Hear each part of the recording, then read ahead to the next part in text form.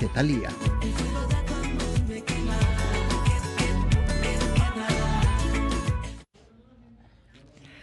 Determinar que una sustancia es cancerígena realmente es complicado porque en un cáncer también intervienen muchos más factores, pero de alguna manera también se habla de que ciertos químicos sí pueden producir cáncer de mama, pueden producir otro y otro dependiendo de cuál sea. Así que vamos a abordar este tema de la mano de dos expertos, el doctor Mauricio González, él es oncólogo. Doctor, un placer tenerlo en casa. Gracias, Patricia, buenos días a todos. Y también a doña Maripaz Tormo. Maripaz, ¿cómo estás? Ella Muy es bien, nutricionista gracias. y nos viene a ayudar con todas las recomendaciones también. Buenos días. Buenos días. Vamos a ir de una vez porque esta es la pregunta que muchos están haciendo en casa, ¿verdad? ¿Cómo estas sustancias verdaderamente le hacen daño a nuestro organismo? Ese es un tema muy interesante y es una pregunta muy buena en realidad, y es muy bueno que tengamos aquí a la nutricionista, porque esto está lleno de mitos y está lleno además de un montón de cosas que nos alejan de la realidad, porque el cáncer, y eso es lo más importante, hay que recordar que es un grupo de células que no quieren trabajar en equipo y que hay muchas cosas que pueden hacer que dejen de trabajar en equipo, pero no necesariamente van a hacer que dejen de trabajar en equipo. ¿Ok? Sí. Vamos a devolvernos para atrás. Vamos por partes, exacto. Vamos por partes. Aquí estamos nosotros trabajando como un grupo. Como un equipo, exacto. Pero entonces yo tengo aquí a alguien que me dice, haga las cosas bien. Puede pasar a esta siguiente etapa. Ajá. Y aquí hay alguien allá que le dice, haga las cosas bien, pase a aquella etapa. Entonces, lo que tenemos son sustancias que pueden interactuar con este señor que está aquí, con ese supervisor que está ahí, o con el supervisor final. Y si esos supervisores fallan, es donde tenemos entonces la aparición de cáncer. Y estas sustancias que tenemos externas, que están en nuestros alimentos, que están en la radiación, que están en el mundo que vivimos, pueden o no afectar a cada uno de los diferentes lugares. Entonces es importante tratar este tema con pinzas, con mucho cuidado para poder definir y no andar con miedo y comer con tranquilidad. Eso es lo que queremos hacer precisamente. Estas sustancias, ¿cómo es que se quedan atrapadas en los alimentos? Bueno, muchas se utilizan como preservantes o como saborizantes o así, entonces sí hay que tener mucho cuidado. Yo siempre trato de promocionar que cada persona coma lo más naturalmente posible. Creo que con el tiempo hemos perdido comer así, la gente anda apurada, mejor me compro lo más rápido que me pueda comprar ya hecho para yo llegar a mi casa a no preparar nada. Y realmente esto siento yo que está causando muchísimo problema. O sea, vivir tan deprisa, el estrés también no ayuda, la gente al no tener tiempo, entonces tampoco hace ejercicio. Entonces se van haciendo una suma de un montón de cosas y realmente hemos perdido el comer naturalmente y alcalinamente, porque también es importante volver un poco a ese origen. Si nosotros pensamos de nuestras abuelitas y aún nuestras mamás inclusive se cocinaban más picadillos, se cocinaban más arrocito, frijoles. Ahora la gente de verdad come todo digamos, en un solo lugar, en un emparedado, y le meten un montón de cosas procesadas y listo. Y entonces sí se ha perdido mucho esa parte de la alimentación balanceada. Totalmente. Ahora, estos químicos podrían ser eventualmente los responsables de un cáncer, por ejemplo, un cáncer de mama, doctor. Sí, claro que puede pasar, pero vamos a ver, hay elementos importantes también que hay que tomar en cuenta. Hay contaminantes que están en el ambiente que no los podemos quitar, simplemente existen. Ejemplo de ellos son las aflatoxinas. Las aflatoxinas son el producto de un hongo que va en el aire. Las esporas vuelan y vuelan y vuelan porque esto está lleno de aflatoxinas. O sea, aquí estamos llenos, digamos. Estamos completamente llenos y además somos un país tropical, entonces vamos a tener un mayor crecimiento de estas cosas. Entonces también en el tema de la comer natural, hay que tener también, comerlo con pinzas, ¿verdad? Porque tiene que tener una preparación en la cual estos muchachos son expertos, ¿verdad? De saber cómo prepararlos y cómo hacerlos. Sí, tenemos diferentes sustancias. Por ejemplo, tenemos claramente identificado sustancias en el tabaco, que lo hemos conversado en otras ocasiones. Hay otras sustancias como, por ejemplo, las grasas. Hemos visto que el cáncer de mama hay una mayor incidencia en los pacientes obesas. Es el más fácil tener cáncer de mama si es una muchacha que ha sido obesa, o que es una muchacha que haya tenido una ingesta alta de grasas, aunque sea delgada, perdón, pero que haya tenido una ingesta alta de grasas en su etapa joven, de niña. Actualmente, las niñas que están entre los 8, 20 años, si tienen ingestas muy altas de grasas, entonces pudieran llegar a tienen mayor riesgo de tener cáncer de mama a futuro. Entonces, como te digo, hay una gran influencia de diferentes elementos que van de camino. Como decías vos previamente, sustancias que son también preservantes en alimentos tienen influencia porque van quedando en la célula, van quedando en el cuerpo, se van depositando y es donde van dañando a esos supervisores. Sí, esos Por que eso, están en el canal. en que están aquí en el camino. Por eso es que iba haciendo la analogía de los supervisores en el camino, ¿verdad? Porque es una forma como de encontrar en este tema. Ahora, si vamos poniendo ejemplos prácticos, por ejemplo, algo que se consume mucho en el país, ¿verdad? Y la mayoría de nuestras familias es el pollo, por ejemplo, y se habla mucho de las hormonas de los pollos. ¿Qué pasa con eso? Eso es mentira. No puede ser. Eso es un Es que mito. estamos bombardeados, doctor, de información. Eso es un mito muy interesante. Es un mito que se desarrolló, imagínense, hace casi 60 años. Fue una investigación que se hizo entre 1950 y 1960 en que se empezaba. En realidad en ese momento sí se intentó colocarle unas pastillitas de hormonas a los pollos en el cuello para hacerlos crecer. Y entonces en ese momento un cocinero, según dicen los estudios, un cocinero, después de que le terminó a todos los pollos, los despescuezó, agarró los pescuezos y se hizo sopa de pescuezo de pollo, sin que supiera la compañía ni lo demás. Y el tipo efectivamente hizo ginecomastia. Pero porque él se estaba comiendo las hormonas que no tenía que comer, o sea, la parte del pollo que no estaba designada para comerse en ese momento. Ah, ok. Y entonces, basados en ese único estudio, en esa persona fue que se creó toda una marea y se ha mantenido durante 50 años eso. Lo cierto del asunto es que los pollos los engordan con unas diferentes combinaciones de alimentos en las cuales no está permitido el pollo. No está permitido las hormonas, perdón. Más aún, yéndonos a nuestro terreno, porque los costarricenses siempre tenemos que ser un poquito como quisquillosos. Hay un estudio muy serio, me pareció hecho en el CIATA por la Universidad de Costa Rica, por investigadores muy bien diseñado, donde se fueron con las 4 polleras más grandes de Costa Rica. Sí. Y entonces les pidieron las fórmulas, los señores se negaron a dar las fórmulas, entonces hicieron un estudio a ciego. Pusieron una fórmula en el CIATA, pusieron a crecer los pollos, las compararon después en momentos completamente alternos con las otras compañías y compararon cuántas sustancias tenían los pollos en cada uno de ellos, ¿verdad? Ninguna tenía hormonas, tenían diferentes sustancias y, para ser honesto, la combinación del CIATA tenía más estrógenos que la que tenía de las compañías, los demás en ese momento, ¿verdad? Entonces, eso es un mito, no hay tal inyección de hormonas o puesta de hormonas en el pollo. Sí. No es lo mismo en la carne vacuna ni en la carne porcina, ¿verdad? Ahí sí estaríamos hablando de hormonas. Sí, pero en dosis tan bajas que también eso es más del área. Que me encantaría saber tu criterio, Maripaz, contame. En el mundo de la nutrición, ¿cómo se maneja este tema que ahorita acabamos de descartarlo de una manera impresionante? Sí, bueno, yo igual siempre recomiendo a las personas si pueden consumir cosas de pastoreo para estar completamente seguros, pero las empresas mismas son tan responsables que ya se han encargado en certificar eso también.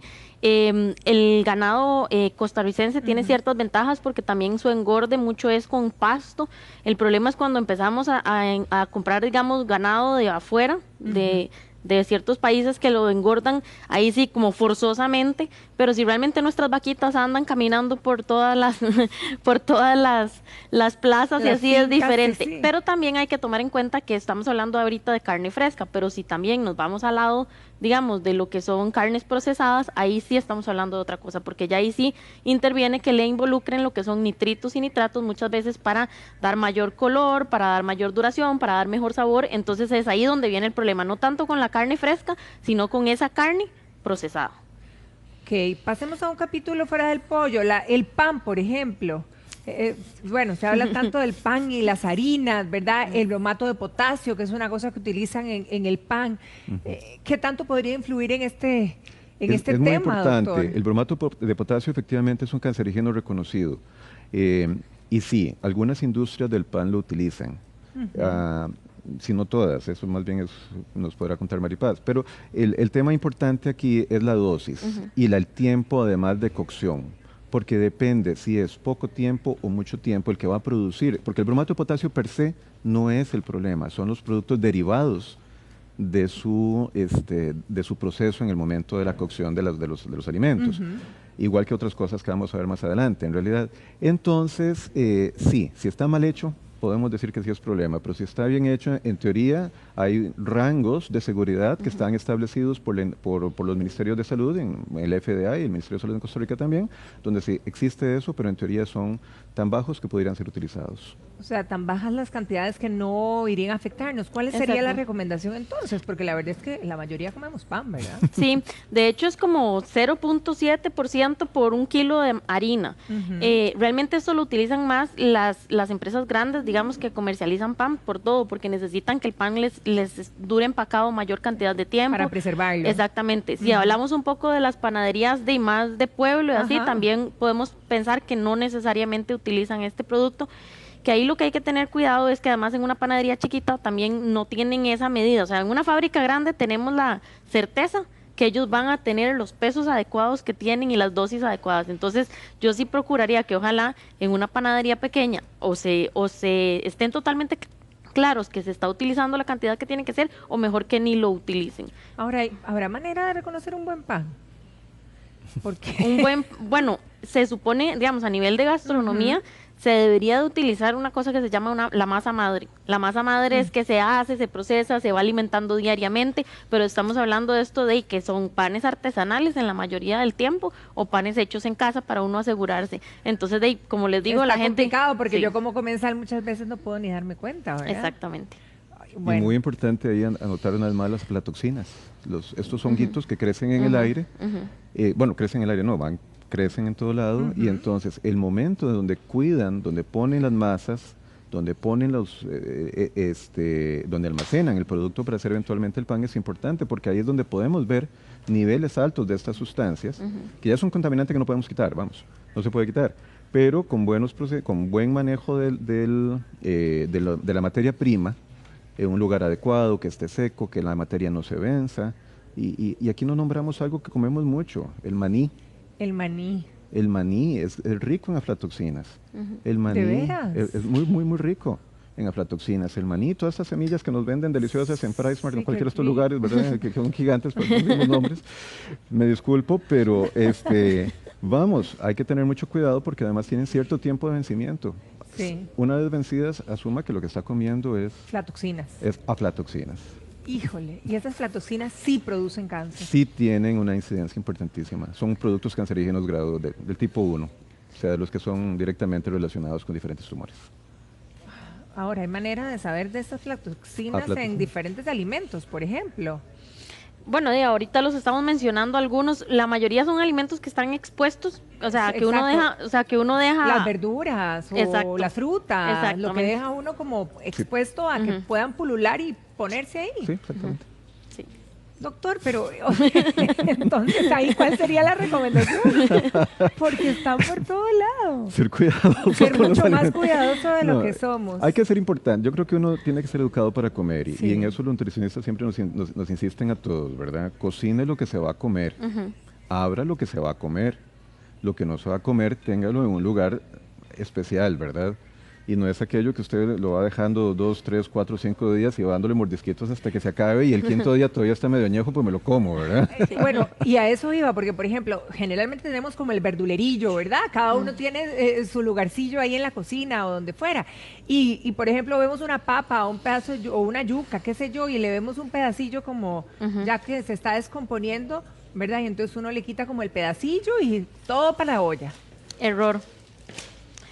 Yo siempre hago una analogía y molesto, digo que eso es como cuando uno tiene gripe y decir que solamente está infectada la nariz porque tiene unos mocos. Pues o sea, todo el cuerpo está infectado. Entonces, si ya el alimento se golpeó o el alimento empezó a perder sus características organolépticas, da mucha tristeza botarlo, pero hay que botarlo. La cebolla, por ejemplo, con la humedad de estos días, a veces uno la abre y está como el corazón, y uno le saca lo que puede, digamos, como para... Bueno, de hecho dicen que la cebolla o sea, absorbe todo lo que se pueda. De hecho, que dicen que si uno está enfermo, aparta una cebolla a la mitad. O sea, esos ¿Sí? son mitos, pero de ahí, que lo ponga en el cuarto porque eso le va a ayudar a jalar, absorber. Y si usted ve uno en la refrigeradora, igual, si mete la cebolla abierta, ella va a absorber olores de la refrigeradora también. Sí. Entonces, hay que tener cuidado porque sí se sabe que entre ellas dos hay entre la cebolla. Y poner las cebollas y las papas juntas en el verdurero es lo peor porque descompone las papas muchísimo más rápido. Ojo, sí, porque yo he visto, yo las tengo separadas, que dicha, pero no era porque supiera, la verdad. Pero bueno, ese es un excelente consejo. Otro capítulo son los enlatados, porque verdad que se usan muchos preservantes para que eso pueda estar en esa lata, evidentemente, por años. Sí, Esto, ¿hasta qué punto también? No, efectivamente, y muy bien lo nombraba ahora, Mari, hay una serie de nitritos y de nitratos que se utilizan para saborizar y para dar el tiempo o mantenerlos más tiempo en buen estado, ¿verdad? Y sí, también estos tienen la capacidad de entrar en la célula y eventualmente ir dañando, bueno, en las personas que son susceptibles, ir dañando este tipo de guardas, ¿verdad? De revisores. Ahora, insisto, pues en teoría están hechos niveles bajos, ¿verdad? Niveles que sean accesibles, porque tampoco podemos decir de no puedo comer nada. Sí, no me Exacto. vuelvo a comer un enlatado en la vida. Y más que, seamos honestos, vivimos un país en camino a industrializarse, ¿verdad? Sí, por supuesto. Ojalá todos pudiéramos tener nuestra propia hortaliza y qué sé yo, ¿verdad? Pero pienso que sí existe efectivamente un problema en ese tipo de sustancias y sobre todo, y aquí es lo más interesante, en el momento de las que son de cocinarse, ahí es donde empezamos a ver el problema, la acción en el momento de que se cocina. ¿Cómo, doctor? ¿Cuando cocino ciertos alimentos o cuando La cocino temperatura, enlatados? no, la temperatura es lo que va a ir degradando. La temperatura y la forma que lo voy cocinando es la que va a activar o no las capacidades cancerígenas de las diferentes sustancias. Por ello, entonces, sería mejor comer todo lo que puedo crudo. O en un término intermedio, digamos. También hay otro aspecto importante. Sí se sabe que si uno, por ejemplo, hace un asado y quema, por ejemplo, los chorizos, eso es de las peores cosas. Pero es lo más rico, vean qué terror. Pero sí es importante que lo cocine bien, pero no procurar que no lo carbonice. carbonice, exactamente, porque ese es el problema, la combinación de los nitritos carbonizados. Y en el momento que cocinamos a altas temperaturas, es el mayor problema. En realidad, cuando uno cocina, la recomendación, y bueno, aquí tenemos a la experta al tema, el momento que tenemos mayor degradación hacia lesiones malignas es cuando la temperatura que cocinamos supera los 100 grados centígrados. Es decir, cualquier cosa que comamos asada, en otras palabras. Pero si lo hacemos, por ejemplo, al vapor, si lo hacemos que vaya aumentando de temperatura lentamente hasta el momento de la cocción, en ese sentido no llegamos a convertir la sustancia, no llegamos a hacer la conversión química para que se pueda producir este tipo de cosas. Mientras que si lo hacemos a alta temperatura, ese carboncito rico es más bien el más malo de todos. Independientemente si se cocina con gas o si se cocina con carbón, con leña, con lo que quieras, porque el tema, bueno, el de leña tal vez va todavía peor porque tener la combustión incompleta de las propias plantas, que ese es el humo que uno dice que es rico el ahumado, ¿verdad? ni diga, porque, bueno. El ahumadito delicioso, y bueno, Japón es un lugar que fue muy importante eso, el pescado salado, bueno, el salar los alimentos, ¿verdad? Sí, y ahumado. Era uno de los países de mayor incidencia de cáncer del estómago, ¿verdad? Y el té verde se relaciona altamente con cáncer de hígado y Japón es uno de los países, precisamente porque Japón es uno de los principales países de cáncer de hígado y el elemento diferente es el té verde, la gran ingesta de té verde. Cuando yo estuve allá en Japón era increíble, en todo lado le ofrecen uno té verde 600 veces al día, ¿verdad? Entonces, ahí el punto es cómo lo vas cocinando, porque también se ha demostrado, cuando uno se hace el estudio clínico, que vos llegás y empezás a analizar del carboncito del pollo, por poner el pollo, pobre pollo, lo estamos poniendo, pongamos el bistec ahora. El chorizo. Es que el chorizo es un punto aparte, ahorita hablamos de chorizos. No, y yo me comí el chorizo allá. No, son deliciosos. No, deliciosos. Acá, por favor, un asado sin chorizo no es asado. Exacto. Pero cuando vas de fuera hacia adentro, la mayor cantidad de cancerígenos lo vas a encontrar en la parte externa. Ok. Entonces, si uno puede hacer un corte microscópico. Si se me medio quema algo, por ejemplo, le puedo sacar la partecita de la carne. La parte externa quemada y ahí vas a disminuir la ingesta de sustancias cancerígenas. Ahora, ¿cómo puedo controlar una cocina, cómo puedo controlar un horno, qué sé yo, todo lo que con lo que cocinamos y está en esas temperaturas tan tremendas. Sí, por eso el doctor menciona irlo haciendo poco a poco, o sea, poner el horno que vaya calentando No las de cosas poco a apurados, poco. ponerlo a full, Exactamente, es que digamos. creo que el problema más, Sí. más importante aquí es la prisa con la que vivimos. Sí. Y tener un poco de balance, o sea, yo le digo a la gente siempre, en un asado, metan vegetales en el asado. Yo sé que igual pueden tener sus pesticidas y todo, pero bueno, uno lo que trata es como de ir balanceando, ok, le estoy dando al cuerpo mucha proteína, lo compenso con un poco más de, o sea, con muchos vegetales, hidratarme bien, hacer ejercicio, o sea, varias cosas que me pueden ir ayudando, que el mismo cuerpo solito vaya tratando de compensar poco a poco lo que nos estamos comiendo también. Sí, ahora, retomando el tema de los enlatados, por ejemplo, si yo ya padezco de cáncer, ¿me prohíben los enlatados, No, doctor? no, por el mismo punto que te hablaba previamente, porque en teoría son cantidades de este tipo de Mínimas. sustancias mínimas que están lo mínimo seguro. Ok. Y en realidad, si el proceso ya se desató, no estamos tampoco, en este caso particular, echando leña al fuego. Diferente, Exacto. estamos hablando si estuviéramos hablando de DDT o estuviéramos hablando de otro tipo de pesticidas que sí, su acción es diferente. Inclusive un proceso muy interesante en algún momento que se hace en Estados Unidos, acá no se hace, de irradiar los alimentos ¿Sí? para mantenerlos para la preservación. Sí. Y resulta ser que no queda ningún rastro de radiación en el alimento y la preservación es igual de buena que si tuvieran este tipo de sustancias, ¿verdad? Y es sumamente positivo, pero no es algo que se haga como algo usual, ¿verdad? Por lo menos no conozco Aquí yo no como se algo hace. usual. No, yo no No. conozco que eso se acostumbre a utilizar aquí. Más bien aquí ha pasado mucho la moda de lo orgánico y hay orgánico, o sea, opciones de cosas orgánicas en muchas partes también. Entonces, como tratar de meter al alimento la menor cantidad posible a pesticidas que vayan a dañar, tratan de utilizar cosas naturales y así, entonces tratan de ver, a veces uno los ve y son de tamaños más chiquitos o de colores menos intensos, pero es donde uno tiene que decir, Ahí- ok, aquí paso por aparte esta parte organoléptica, si la verdad es que sé que me va a estar haciendo bien consumir este tipo de Ahora, alimentos. pero hay manera, digamos, de reconocer uno como cliente o como comensal, ¿verdad? Que hayan productos como las verduras, sobre todo, o las frutas, de que hayan estado expuestos o llenos de químicos y pesticidas al final. Es dificilísimo. Es muy ¿no? difícil. No, deberían haber en Estados Unidos y creo que acá también hay una obligación de las compañías de marcar, De ser, de certificar Ujú. con qué sustancias fueron utilizadas, qué se utilizó para estabilizarlos, para mantenerlos y qué sustancias se utilizaron en el momento de cultivarlos. Ajá. Por lo menos a los mayoristas en esa forma tienen que venderlo. Y los mayoristas están obligados a vendernos a nosotros ya como clientes finales, en teoría productos que están bien cuidados, ¿verdad? Claro, Ahí dependemos al 100% de todas nuestras instituciones para cuidarnos en relación a los alimentos. Y es que quiero notar algo importante aquí, no es dejar de comer, porque nosotros somos No. seres omnívoros, necesitamos comer de todo. Claro. Honestamente tenemos que comer carne, si no, no tenemos otro lugar donde conseguir la hemoglobina, el hierro, no vienen los vegetales en la cantidad que necesitamos. Y las proteínas no están en las plantas las que necesitamos, los aminoácidos que tenemos, los necesitamos de las carnes. Algunos están en las plantas, pero no todos. Entonces necesitamos comer de todo, simplemente es cuidarnos un poquito y arreglarnos cómo comer. Ahora, ¿hay alguna manera de asegurarnos, digamos, de cómo los lavemos? Porque, bueno, los consejos han sido muchos, ¿verdad? De vinagre hasta gotas de cloro.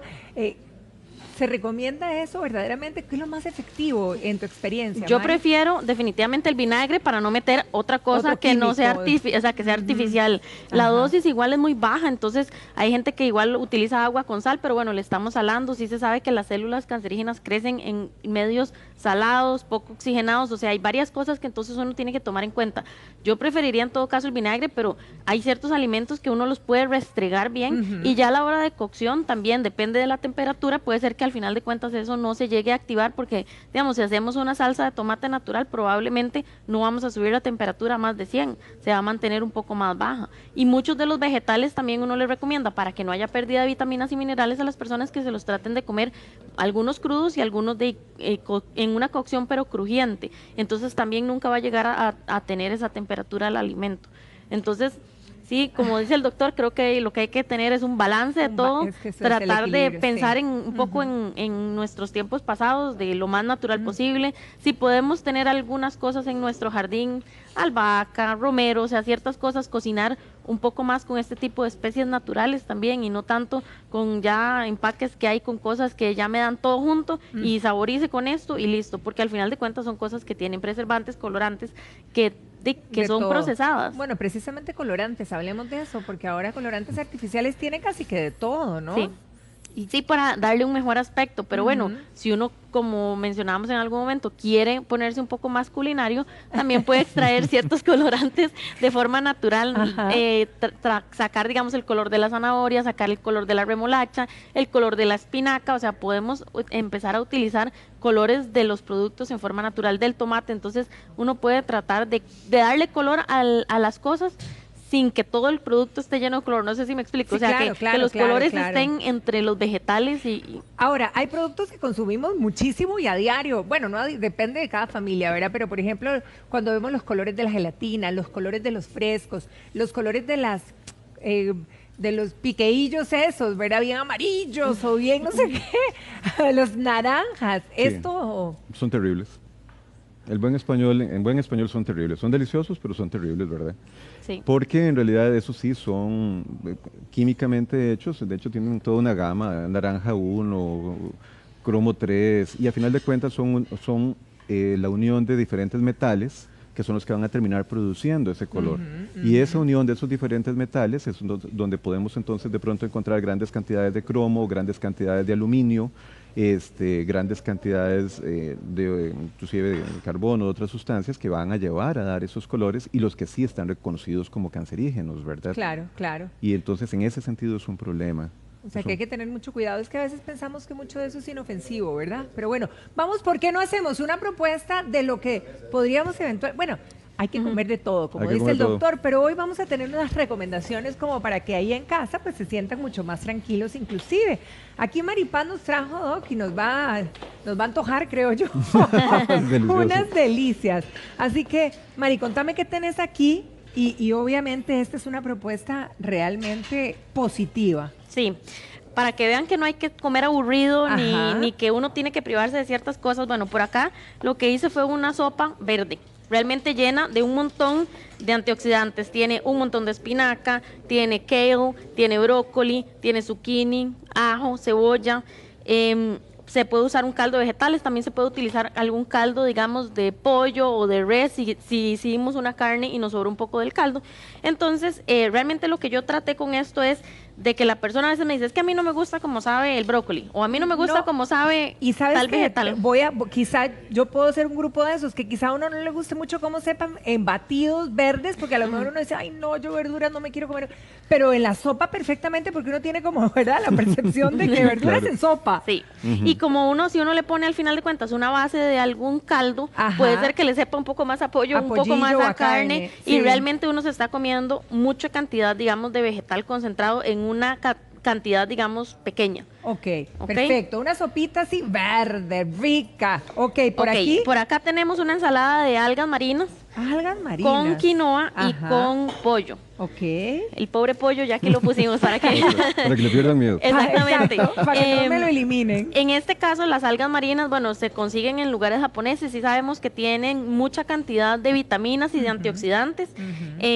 Realmente las ballenas se alimentan de algas Sí. y son súper nutritivas. Tienen, aunque sea de origen vegetal, tiene un alto contenido también de proteína. No es lo mismo que la proteína, digamos, como la de la carne de res o así, pero por eso es que traté de incluir entonces vegetal, harina en la quinoa y el pollo. Entonces, Completísimo. completo. ¿Esto por aquí qué es? Estos son chips de zucchini. Ok. Entonces también unos chips de zucchini elaborados en forma casera. Yo le puedo poner los olores que yo quiero, le puedo poner pimienta, le puedo poner ajo, le puedo poner romero, o sea, lo que quiera. Entonces, esta es otra opción. Esta ensalada es de garbanzos Ajá. con vainicas, aguacate y cebolla morada. Qué rico. Entonces Uy. también variedad de grupos de alimentos, igual le puedo incluir algún tipo de proteína. Un fresco de remolacha, ¿se le antoja, Doc? Está riquísimo. Bueno, este de remolacha, aunque no crean, tiene todos estos ingredientes, por eso los traje por aparte. Ok. Tiene remolacha, rábano, zanahoria, repollo, que la gente a veces le cuesta digerir el repollo, entonces esta es otra manera, chile dulce y limón. Y este picadillo que se ve exactamente como el de las abuelitas, porque además lo montaste hasta en las hojas. Lo monté en las hojas porque esas hojas yo las utilizo muchas veces hasta en los asados. Ajá. Y lo uso como, en vez de la tortilla, por ejemplo, Sí. para bajar un poco los carbohidratos, incluir un poquito el vegetal dentro de un barbecue. Buenísima Entonces realmente idea. son bastantes opciones para que vean que no hay que comer aburrido. No hay que comer aburrido, hay que comer sano, hay que comer de todo, ¿verdad? Hay que Y comer de para todo. cerrar quizá eso, que no nos asustemos, pero sí que seamos cuidadosos también, doctor. Yo creo que eso es lo más importante, ¿verdad? Tenemos que ser sumamente cuidadosos con los alimentos.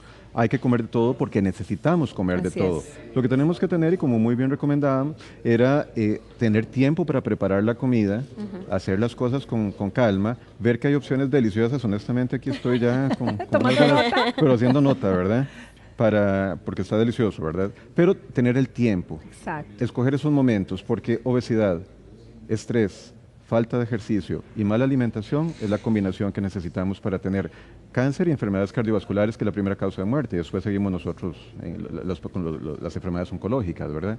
Y vea que aquí tenemos pues la solución casi que está muy cerca acá, desde el punto de vista de Que la preventivo. podríamos tener todos, por supuesto. Doctor, muchísimas gracias, Muchísimas gracias a por ustedes, todas María. estas recomendaciones. Muchas gracias. Maripaz, igualmente. Muchas gracias. Muchísimas gracias, de verdad que además de muy rico, muy rica la información del día de hoy. Que pasen Muchas una gracias. feliz semana. Muchísimas Igualmente. gracias. Igualmente. Muchas gracias. Gracias. Verónica.